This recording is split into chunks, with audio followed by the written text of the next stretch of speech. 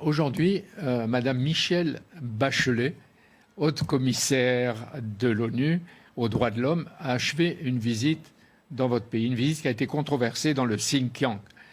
Pour cette première, chez les Ouïghours, depuis 17 ans. La Chine lui a montré ce qu'elle veut. Oui. Mais la plupart des gens disent, vous avez montré la vitrine, mais pas la réalité. Mais cette visite a été arrangée après la discussion des deux parties. Je pense que Mme Bachelet est satisfaite de cette visite. Oui, mais elle est désavouée par Joe Biden, Blinken et une partie de l'ONU. Mais où est le problème? Est-ce que c'est important que les autres désavouent de cette visite? Oui, Mme Bachelet elle-même est satisfaite. Ça suffit. Oui, mais on la désavoue parce qu'il y a une initiative apparemment personnelle ou de son petit groupe qui n'est pas tout à fait respectée ou qui est contestée.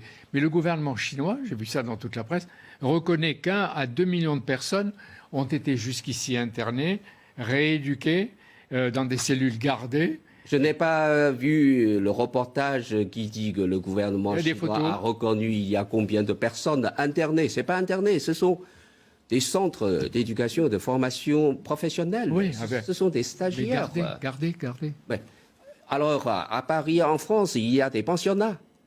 Les élèves... Mais il n'y a pas des militaires en armes devant les pensionnats en France. Hein? Mais dans les écoles, dans les centres d'éducation et de formation professionnelle, il n'y a pas non plus de militaires. Beaucoup de gens disent, après le Tibet, l'ordre règne ou va régner dans le Xinjiang. Mais en France, beaucoup parlent de l'ordre aussi, de l'autorité aussi, pendant la campagne des élections présidentielles.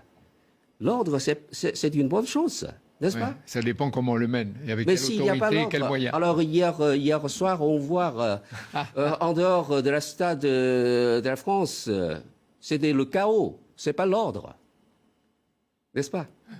C'est bon ou pas? Oui, mais on l'a dit, on n'a pas aimé. Nous, on va faire une enquête libre. Depuis 5 ans, au Xinjiang, il s'est passé aucune attaque terroriste. La population locale retrouve la vie tranquille. D'accord, mais le terrorisme, c'est pour vous quand on c'est éliminé. Quand on veut exister soi-même.